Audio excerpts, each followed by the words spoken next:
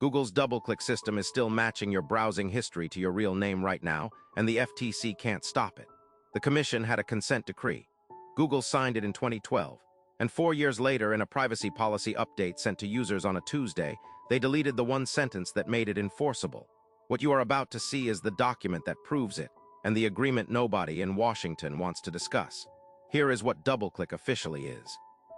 It is an advertising platform Google acquired in 2007 for $3.1 billion.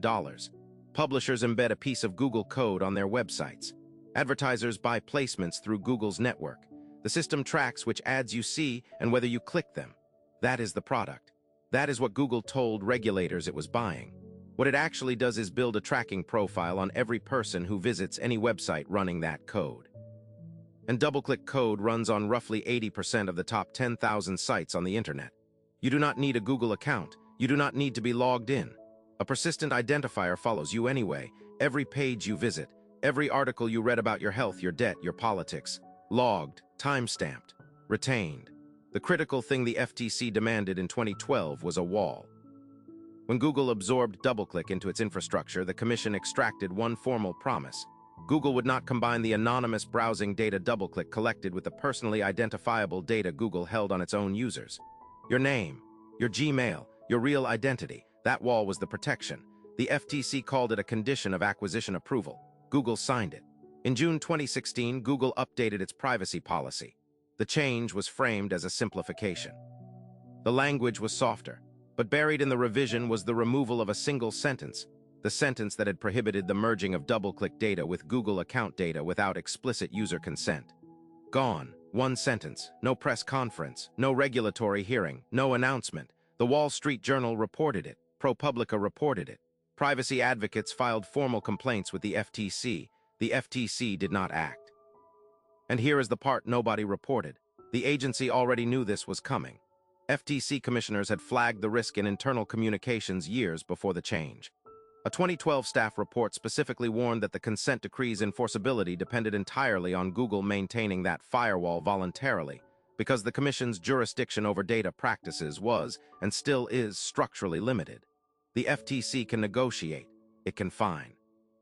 It cannot unwind a data pipeline that has already been running for years. It cannot delete what has already been combined.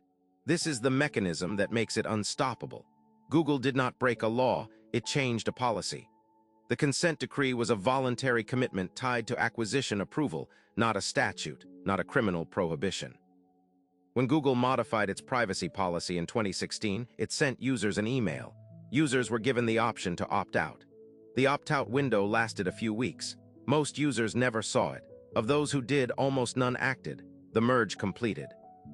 The persistent identifier that had followed you anonymously across the web for 9 years, across every news article, every health search, every product page, was now officially attached to your name, your email address, your physical location from Google Maps, your search history, your YouTube watch history, your purchase behavior from Google Pay. The shadow profile became a named profile. And that change did not happen through a court order, not through a breach, not through a hack. It happened through a checkbox most people never unchecked. The telemetry handshake between your browser and Google's servers occurs before you read a single word on the page, before you scroll, before you click anything. It is instantaneous. The log is permanent, and in congressional testimony that received almost no coverage, a senior FTC official admitted the Commission lacked the technical capacity to audit what Google was actually retaining. The wall did not fall. It was removed from the policy document, quietly, on a Tuesday, and it is still running. Your data is not protected by the settlement. Your data is the settlement's failure. The FTC secured transparency requirements, disclosure language, and audit rights it has never exercised at scale. Google got a decade of unimpeded data combination, the richest behavioral profile system ever assembled, and the $166 billion annual advertising business built on the architecture the Commission was specifically tasked with constraining. Right now, every site you visit running Google's ad infrastructure is adding to that profile, not the anonymous one from 2007. The one with your name on it. The one that connects what you searched for at 2 in the morning to the ads you see at noon. The one that knows your health concerns before your doctor does. The Commission was supposed to prevent exactly this. They had the decree, they had the signature, and they still can't stop it. Nobody has answered who inside the FTC made the decision not to act in 2016.